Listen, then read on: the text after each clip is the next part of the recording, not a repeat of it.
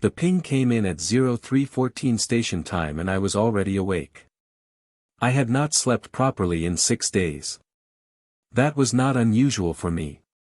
Sleep, I had learned, was something that happened to people who were not starring at the end of civilizations for a living. My name is Kale Voss. I am 39 years old. I am the senior archivist aboard Nemen Station, a deep space research facility position between two star systems that no longer have names because the species who named them no longer exist. That is the kind of place I work. The ping was not loud. It was a soft chime, the kind the station used for low-priority incoming transmissions. But something about it made my stomach drop before I even reached the console. I had been reviewing a data slate from the Verith Dominion for the past 3 hours, cross-referencing their final military communications with our own records from the same period, and my hands were already cold from what I had been reading. I touched the console. The transmission origin came up immediately. Coordinates, Sector 9, Deep Rim, Dead Zone. No inhabited systems within 40 light-years. No active stations. No survey ships currently assigned. Nothing out there except old light from old stars. And yet something was transmitting. I pulled up the signal analysis before I did anything else. That is standard protocol. You do not open an unknown transmission from a dead zone without first knowing what you are dealing with.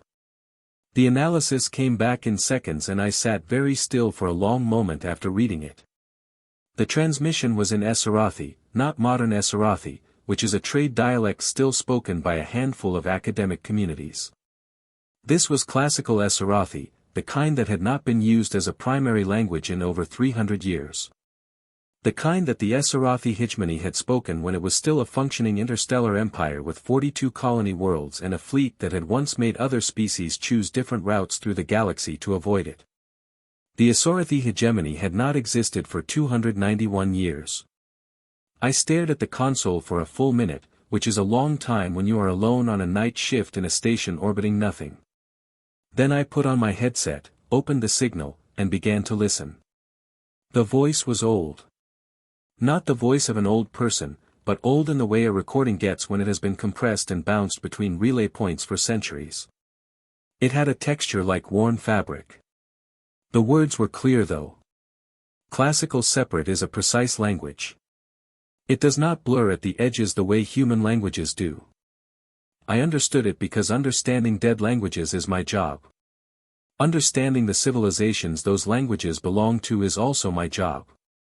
And understanding why those civilizations are dead is the part of my job that keeps me awake at 3 o'clock in the morning. I did not translate the full transmission immediately. I flagged it, noted the origin coordinates, and spent the next hour pulling everything Neiman's archive had on the Esarathi hegemony. This was not the first time I had worked with Esarathi records. I had spent 2 years of my early career cataloging their colonial records. I knew their history the way some people know the roads of their hometown. The Esarathi had been a powerful empire, not the most powerful the galaxy had ever seen, but significant. They had controlled a wide band of space along what we now call the Eastern Corridor. They had a sophisticated legal system, a rich tradition of philosophical writing, and a military that had deterred 3 separate expansion attempts by other species during their peak period. They had also about 315 years ago made first formal contact with humanity. I knew what had happened after that. I had the records. I had spent time with those records specifically because the Esarathi case was one of the cleaner examples of a pattern I had been documenting for 11 years. The pattern was simple to describe and very hard to explain. Every empire that had ever positioned itself against humanity had eventually vanished. Not always through open conflict. Not always through any single identifiable event. They had simply over time ceased to exist as independent civilizations. Their territory, their infrastructure, their populations, their knowledge, all of it had been absorbed into the broader human-connected network of worlds, or in some cases had simply gone quiet, like a light being turned off in a room very slowly, so slowly you almost did not notice until the room was dark. I had 6 case files open on my secondary screen right now. 6 empires, 6 silences. The Vath Dominion, the Orisai Synthesis, the Crowned Pale, the Mirth Alliance, the Guild of the Deep Current, the Shan Collective.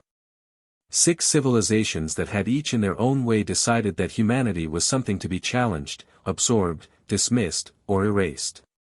6 civilizations that were now the subject of archive files maintained by a lone human archist on a station between dead stars. And now from the coordinates of what had once been the outermost relay point of the Esarathi hegemony, a 300-year-old voice was speaking in a dead language. And it had addressed the transmission to humanity specifically. Not to any government, not to any military command, not to any diplomatic office. To humanity. I pulled up the translation buffer and began to work. My coffee went cold. The station hummed around me, patient and indifferent. Outside the viewing port, the stars did not move. By 0540, I had a partial translation, enough to understand what the voice was saying, enough to understand why the transmission had been hidden in a DPRM relay for 3 centuries, set to activate only when it detected a human signal passing within range. Enough to understand that whoever had recorded it had known exactly what they were leaving behind and for whom and why. I sat back in my chair and looked at the partial text on my screen for a long time. Then I opened a new log entry. I am Kale Voss, Senior Archivist Nemen Station. The date is the 17th of March, year 4412 of the Interstellar Common Era.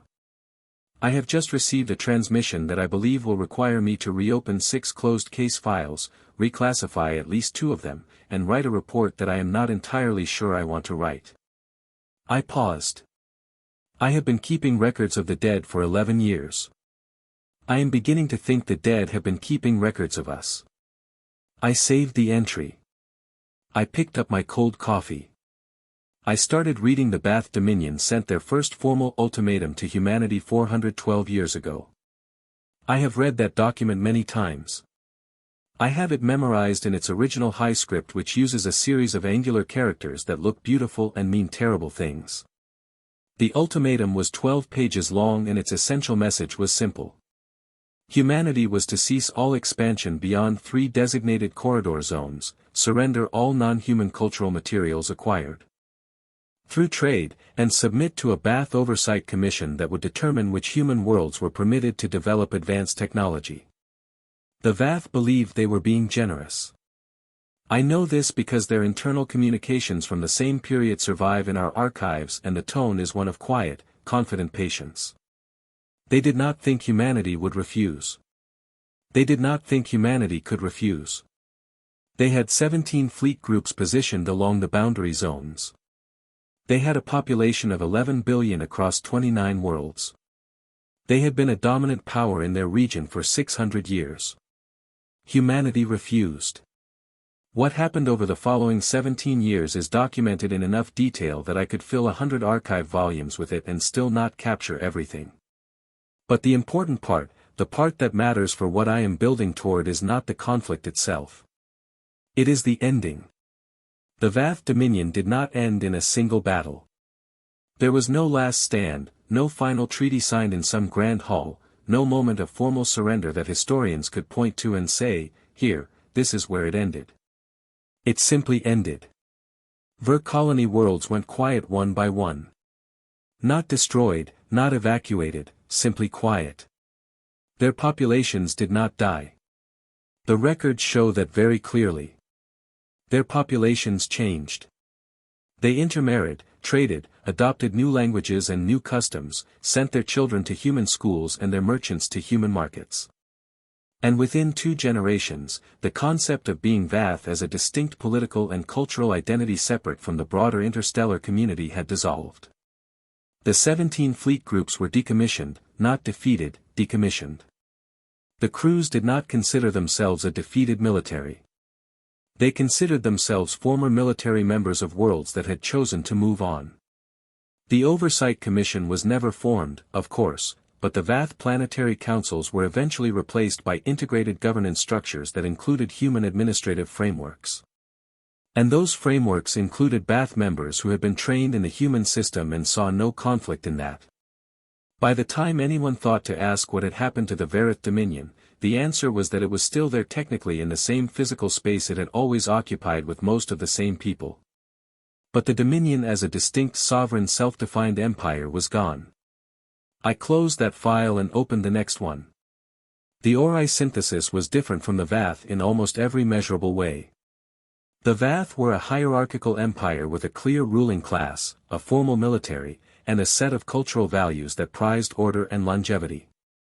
The Oraki were a working consciousness, a species that had developed a form of shared cognition, not telepathy exactly, but a continuous low-level communication between individuals that made collective decision-making nearly instantaneous.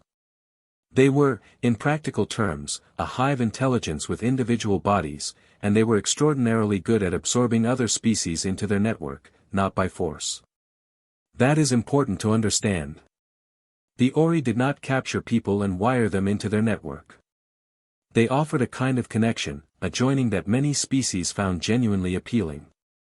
You retained your individual identity, they said, but you gained the collective.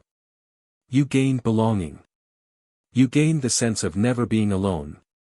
They had successfully incorporated 7 species before humanity. When they encountered humanity, they were confident. They had a proven methodology. They had centuries of experience. They had made the joining sound attractive in 8 different languages and found it worked in all of them. What they found with humans was something they had never encountered before. Humans were interested, genuinely, enthusiastically interested. Humans asked endless questions about the synthesis network, about what it felt like, about neuroscience, about history, about philosophy. Humans requested access to Orisi cultural archives. Humans proposed joint research projects. Humans invited Orisi representatives to human universities and research stations and creative communities. And then humans started proposing modifications not to the ORI network itself but to the methodology. Human researchers began publishing papers about the joining process suggesting alternative frameworks proposing hybrid models that incorporated elements of human communication theory and social psychology. They were not hostile papers. They were enthusiastic papers. They were the papers of people who found something fascinating and immediately started thinking about how to make it more interesting. The Oraki found this deeply unsettling. The synthesis network was not something to be modified. It was not a technology. It was a living system refined over centuries and it worked. But some younger or the ones who had been most involved in the joint research projects began asking their own questions. Began wondering whether the modifications were worth considering. Began for the first time developing individual intellectual positions that diverged from the collective consensus in ways that the network had never before experienced. The synthesis did not fall to human expansion or human conflict. It fell to human curiosity. Within 9 years of sustained contact, the Ori network was experiencing what their own records called a crisis of individuation. Individual Oraki were developing persistent personal viewpoints that the collective could not easily integrate. The beautiful, seamless consensus that had been the foundation of their civilization was developing, in their own words, a texture. They had never had texture before. They did not know what to do with it. 30 years later, the Ori synthesis still existed, but it was a fundamentally different thing. It was less a hive and more a very tightly connected community, one where individuals had opinions and argued and sometimes disagreed and went home afterwards still disagreeing. Some found this wonderful, some found it devastating. All of them found it permanent. The synthesis, as it had been, was gone. I opened the 3rd file. The Crown Pale is the case I find hardest to read, not because it is the most dramatic, but because it is the most quiet. The Crown Pale were ancient, genuinely ancient, old enough that their earliest historical records predated humanity's Bronze Age. They were a species of extraordinary longevity, individuals living for thousands of years, building knowledge and perspective at a pace that shorter-lived species could barely comprehend. They looked at humanity and saw insects. I do not use that word as an insult to the Crown Pale. It is the word they use themselves in their own records written with the detached neutrality of a naturalist making a field note. Humanity was young, fast-breeding, short-lived, noisy, and everywhere.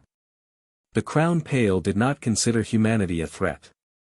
They considered humanity a weather pattern, something to be noted and endured. They made no ultimatums. They issued no challenges. They simply maintained their worlds, their long traditions, their extraordinary libraries, and their quiet certainty that they would outlast this particular phase of galactic noise. They were wrong. Not because humanity challenged them. Humanity did not challenge them. Humanity admired them enormously. Human scholars spent lifetimes studying Crown Pale philosophy. Human artists incorporated Crown Pale aesthetic traditions into their own work. Human diplomats treated Crown Pale representatives with the kind of careful respect usually reserved for something very old and very fragile. The Crown Pale found this attention pleasant at first, then interesting, then slowly impossible to insulate against. The problem was their young. Crown Pale individuals were ancient, but they were not born ancient. A young Crown Pale in their first century of life was curious and open in ways that their elders had long since grown past. And young Crown Pale, exposed to the extraordinary variety of human culture, art, science, and social structure, became fascinated in ways their elders had not anticipated and could not easily reverse. By the time the elder Crown Pale understood what was happening, 2 generations of their young had grown up with human music in their heads and human philosophical texts on their reading lists alongside their own ancient works. Those young individuals were not less Crown Pale, but they were more than Crown Pale in a way that made the old boundaries feel arbitrary. The Crown Pale worlds are still there. The individuals who live on them still live for thousands of years. But the Crown Pale as a closed self-defined empire sealed against outside influence by its own certainty of superiority does not exist anymore. It opened slowly over centuries. It opened and something came in that could not be removed because it was not an intruder. It had been invited book by book and song by the very people who had once called us insects. I opened the 4th file. Then the 5th, then the 6th. The Meyer Alliance, the Guild of the Deep Current, the Sean Collective. Different shapes of the same story, different timelines, different mechanisms, different specific moments where the turning point could be found if you looked closely enough, but the same outcome, the same silence where an empire used to be. By 090, I have read all 6 files again in full. I have my notes spread across 4 screens. I have a half-eaten piece of bread that I picked up at some point without tasting it. And my coffee has been cold for hours. And I am sitting with a question that I have been circling for 11 years without letting myself land on it directly. Humanity did not plan any of this. I know that with as much certainty as I know anything. The Verith were not absorbed by a deliberate strategy. The Orisi were not disrupted by an intentional program. The Crowned Pale were not charmed open by a calculated campaign. Humans were just being humans, curious, social, adaptable, interested in everything, incapable of encountering something different without wanting to understand it, touch it, talk about it, and share it with someone else. And that I am beginning to think is exactly the problem. Or depending on how you look at it, exactly not the problem. My screen chimes softly. The translation buffer on the Sprathi transmission has finished its full pass. The complete text is waiting for me. I take a breath. I opened it. And then I am not sitting back anymore. I am leaning forward. My elbows on the console. My face is very close to the screen reading a dead woman's words in a dead language, and she is talking directly to me. Her name was Sina Vaughn, and she had been the chief historian of the Esarathi hegemony in its final decade. I know this because she says so at the beginning of the transmission in the formal way that Esarathi scholars identified themselves. Name, position, institutional affiliation, the year of their primary academic appointment. It is a tradition. It is also in this case the last official record of a Sarathi hegemony position holder, which means that Sina Vin was one of the last people to hold an official role in an empire that no longer exists. She recorded the transmission 293 years ago alone on a relay station at the outermost edge of Sarthi space. The relay station was not a military post. It was a scientific outpost unmanned for most of the year, activated only when survey ships passed through. She had gone there herself, she explains, because she did not want the recording found by the wrong people.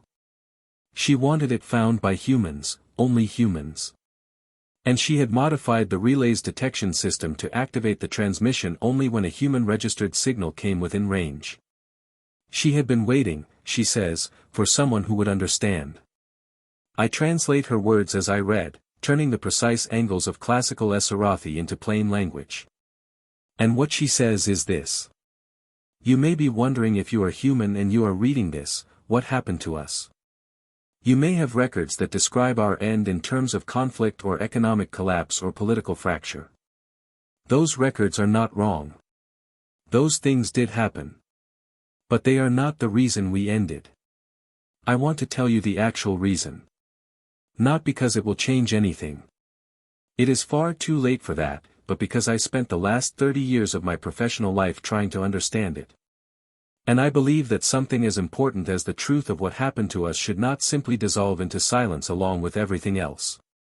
You did not destroy us with weapons. You never sent a fleet to end us.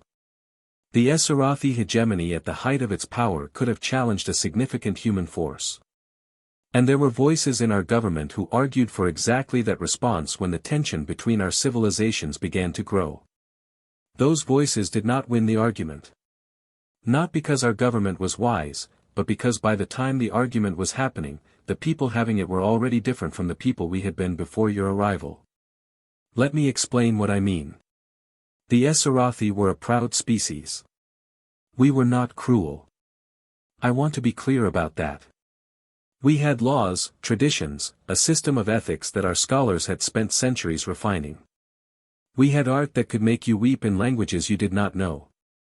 We had a way of raising children that emphasized patience, care for community, and deep respect for accumulated knowledge. What we did not have was the ability to remain unchanged when change walked into the room and sat down next to us and started asking questions. You arrived at our borders through the usual channels.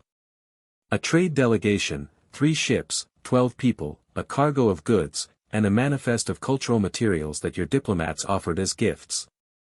Music, literature, agricultural techniques, medical data, and a translation algorithm that could handle 42 human languages. We were polite. We accepted the gifts. We allowed limited trade in designated port zones. We were careful because we had seen what happened to civilizations that were not careful. We had records of species who had opened themselves too quickly to outside influence and lost the thread of who they were.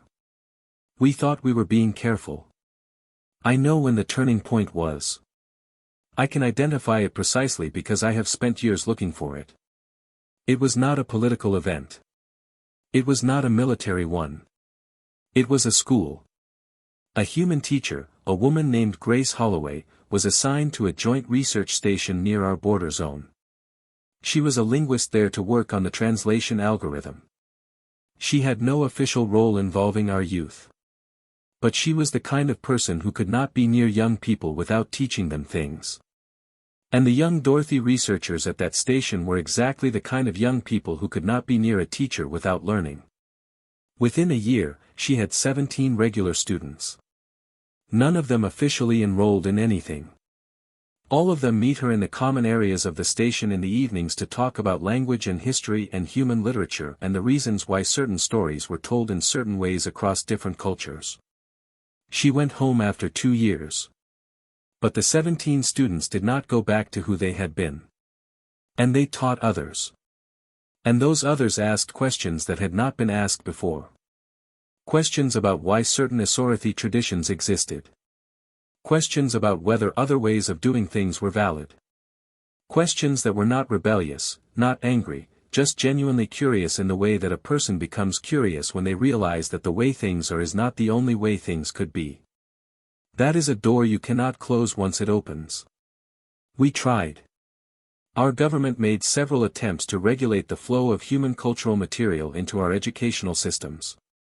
The regulations were not enforced with any effectiveness because the people assigned to enforce them were the same generation that had grown up reading human literature in the evenings with Grace Holloway students.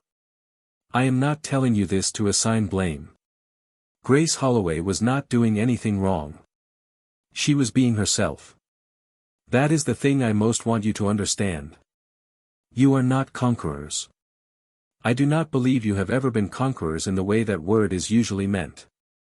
Conquerors want territory. They want resources.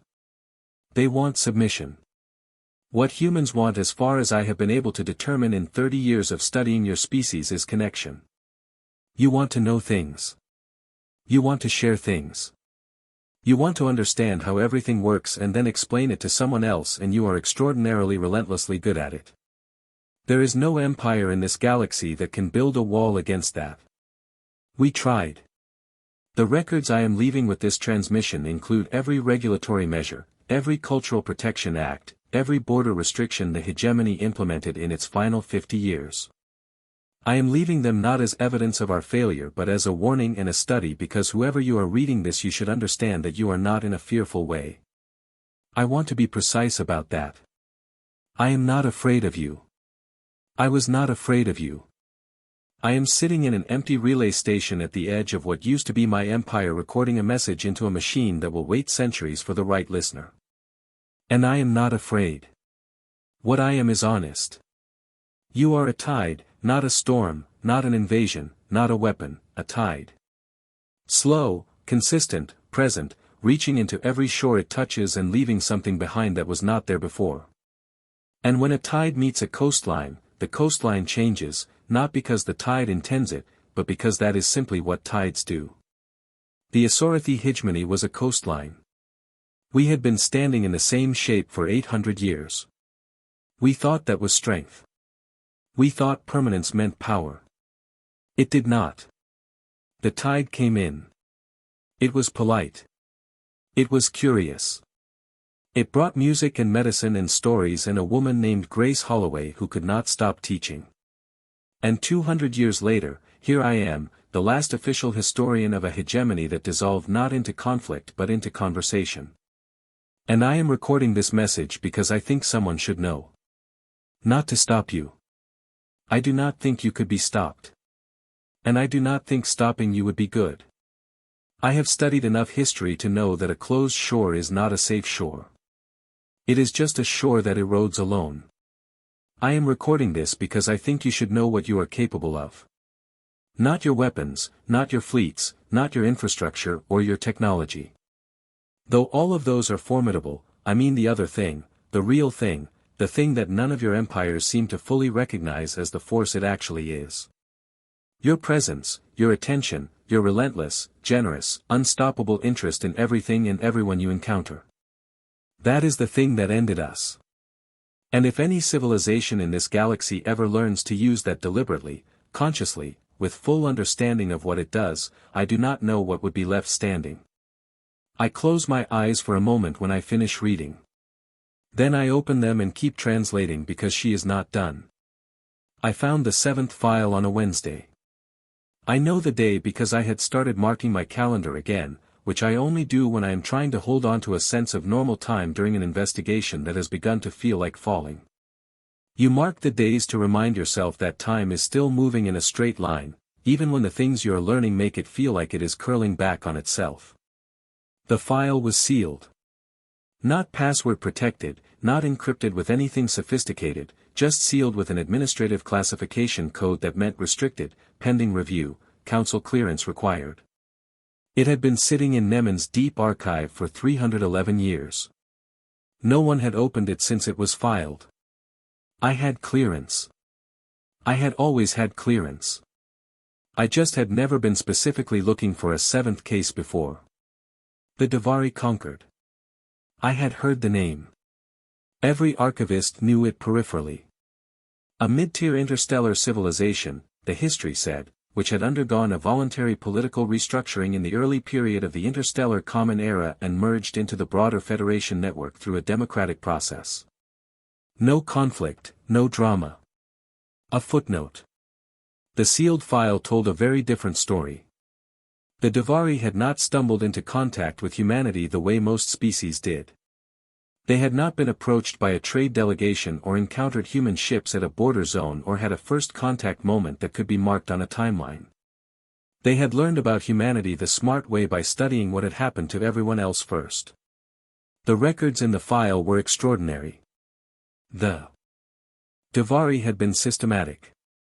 They had gathered every available piece of information about the Variant Dominion, the Orisi synthesis, and the Crown Pale, all of which had already ended or were visibly ending by the time the Davari became aware of humanity. They had commissioned a research body, a group of their best political scientists, cultural analysts, and long-term strategic planners to study what had happened to those civilizations and determine how it had happened. The research body's report was in the file. I read it in full. It was one of the most remarkable documents I have ever encountered. They understood exactly what humanity was. Not perfectly, not completely, but the fundamental mechanism they identified was accurate. They called it pervasive cultural magnetism, which is a better term than I had been using. They described humanity as a civilization that through no apparent deliberate strategy generated an overwhelming gravitational effect on any society it engaged with. They noted that the effect was stronger the more genuine and open the engagement was, which meant that attempts to limit contact through hostile means were partially effective. But attempts to limit contact while maintaining cooperative relationships were not effective at all because cooperative relationships were exactly the condition under which the effect was strongest. They had done the analysis. They had understood the mechanism and then they had made a decision that no other civilization in the documented record had ever made. They had chosen to isolate completely formally as a matter of official government policy. No human ships permitted in Davari space. No Davari ships permitted in human space. No trade. No cultural exchange.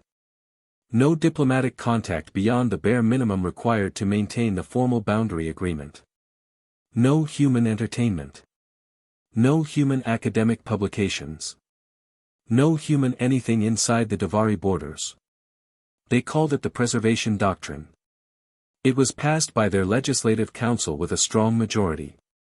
It was by all accounts genuinely supported by the Davari population who had read their own government's report and understood what they were choosing to protect themselves from 200 years ago. It worked. I read through the Davari census records for that period. Their population was stable. Their cultural institutions were healthy. Their art was active. Their sciences were progressing. Their political structures were functioning. They were by every available measure a thriving civilization. For 200 years, the coastline held against the tide. And then a Davari survey ship named the Patient Inquiry broke down at the edge of Davari space and was recovered by a passing human vessel. The human vessel, a small research ship called the Alina Cross, spent 4 days making repairs. The crews interacted minimally according to the official report. There was no cultural exchange, no sharing of materials. The regulations were technically followed. But the Alina Cross had music playing through its common area speakers during the repair work. The Davari crew heard it through an open bay door. Not much, not a concert, just someone's personal playlist drifting through a hangar. I found the investigation report filed by the Davari government. Afterward, they interviewed every crew member of the Patient Inquiry. They asked each one carefully and systematically what they had experienced during the 4 days of contact. 11 of the 14 crew members mentioned the music. Most of them used the same word to describe it in their own language. A word that translates approximately to unexpected. Not wonderful, not life-changing, just unexpected. But unexpected is a door. And a door once noticed is very hard to unnoticed. The Patient Inquiry crew filed their report and returned to their duties and lived their lives in the normal way. But 3 of them in the years that followed independently requested access to the government's restricted cultural archive which held collected samples of human artistic material gathered during the initial research phase before the Preservation Doctrine. The requests were denied. 2 of those 3 accepted the denial and did not press further. One of them was a woman named Ellie Forum. She was a junior navigation officer with no particular political history, no record of activism, no previous engagement with policy questions. She accepted the denial initially as the other two had.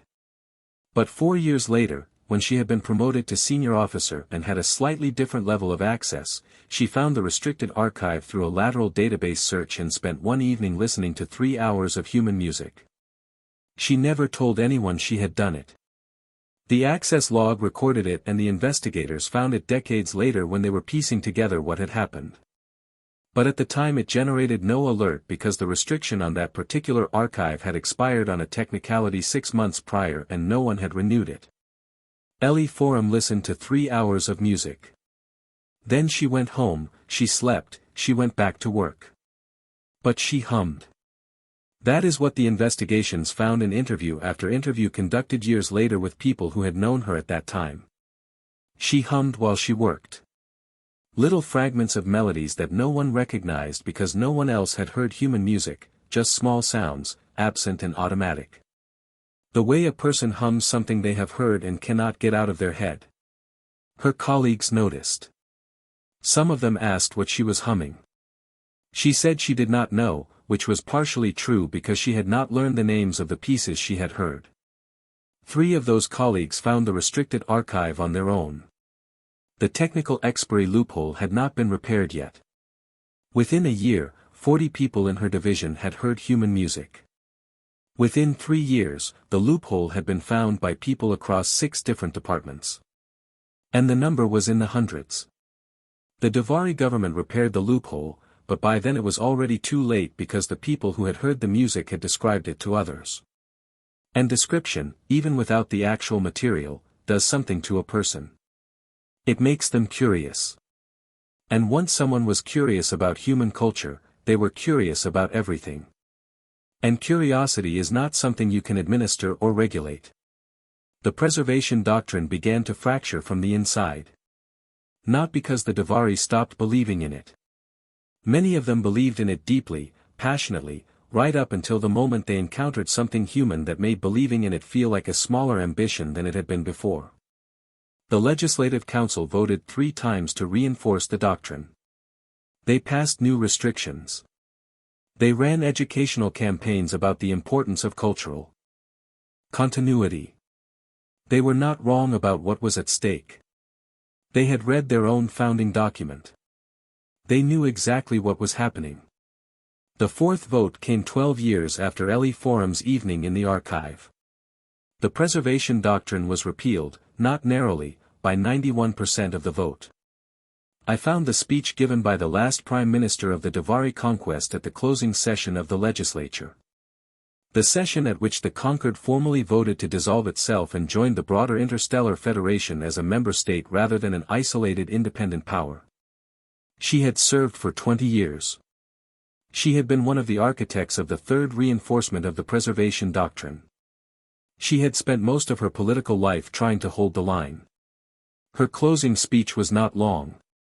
She was not a person who used many words when fewer would do. She said, "We held it for 2 centuries. We knew what we were doing and why we were doing it, and we held on. And then one woman came home humming and we were done." I do not say that with bitterness. I have spent a great deal of time deciding how to feel about it. And I have concluded that done is not the same as defeat. We chose this. 91% of us chose this. I think we should be honest about the fact that we chose it because we wanted to, not because we had to. I sat with that for a long time. The Dubai Prime Minister had understood something that I had been circling for 11 years without naming, that the end of these empires was not purely something that happened to them. It was also something that they moved toward at their own pace in their own way because humanity offered something that eventually became impossible to refuse. Not technology, not military protection, not trade advantages, though all of those were real. Something else, something harder to name. A way of being in the world that was open and curious and warm and interested in everything, and that generated simply through its consistent presence a kind of gravity that eventually nothing could resist. I closed the 7th file. Then I sat for a while doing nothing, which I almost never do. I sat and I thought about what Sina Vaughn had said in her transmission about tides and coastlines, about the difference between being ended and being opened. I had a report to write, the most significant archival report in the history of Nemen Station and possibly in the history of the Office of Interstellar Records. A report that, if handled the way classified material usually was, would be sealed in a vault and read by 12 people in a committee room and quietly absorbed into the institutional record without any wider impact. I thought about the Dubai Prime Minister. I thought about Ellie from Humming in a Hallway.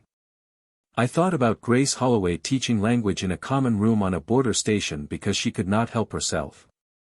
I thought about Sina Vaughn alone in an empty relay station recording a message she knew would not be found for centuries because she believed that the truth of what had happened to her people deserved to be heard by someone. I opened the transmission log. I pulled up the addresses of every inhabited system currently in contact with the Interstellar Federation. I pulled up the diplomatic contact lists for the 16 non-human civilizations currently in formal relations with humanity, and then I started writing. Not a classified report, not a sealed document with a council clearance code. A letter, a proper letter addressed to everyone. It took me 4 days. I wrote and rewrote and cut and rebuilt and at several points stood up and walked the length of the station and came back and kept writing. I slept in short intervals. I ate whatever was in the stores without paying much attention to what it was.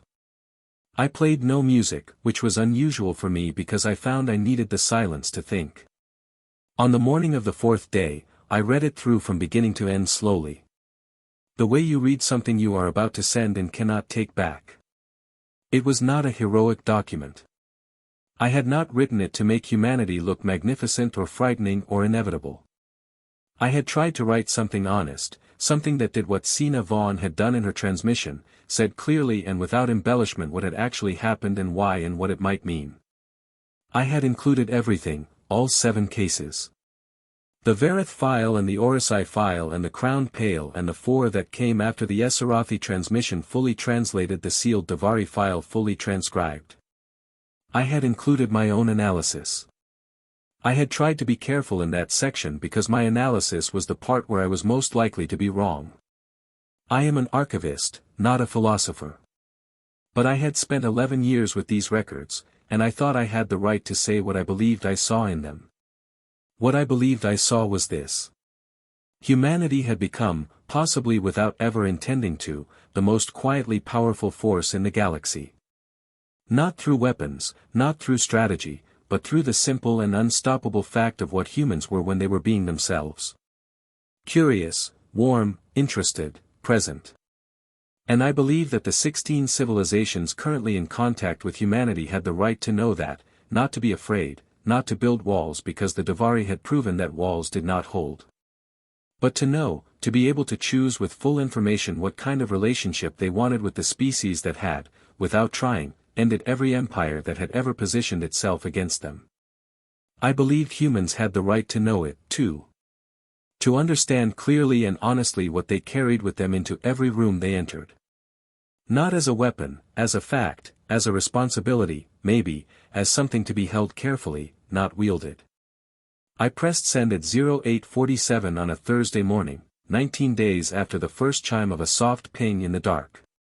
Then I leaned back in my chair and looked at the stars through the viewing port, and I thought about Ellie from Coming Home and humming something she could not name. The letter went out somewhere people were beginning to read it. Some of them human, some of them not. Some of them in governments and research institutions and diplomatic offices. Some of them probably on ships in transit reading on a personal screen, not yet sure what to make of what they were reading. I thought about which ones would become curious, which ones after reading would feel that particular specific restlessness that comes from encountering an idea you cannot put back where it was. Which ones would start asking questions they had not thought to ask before. I thought about what Sina Vin had said about a tide, about a coastline, about the fact that a closed shore held us alone. I did not know what would happen next. I had sent the letter and the letter had gone and the universe would do what it was going to do. History, I had learned in 11 years of studying, does not wait for archivists to finish taking notes. It just keeps moving. It just keeps changing. It just keeps doing what it does. Outside the viewing port, the stars were the same as they always were. Ancient, patient, indifferent. Between them, invisible and undetectable, my letter was traveling at the speed of light in 17 directions at once. Somewhere out there, someone was about to read about Ellie from humming in a hallway. I wondered which ones would worry me more. The ones who read it and became afraid, or the ones who read it and became curious. I already knew the answer. God help them. God help us all.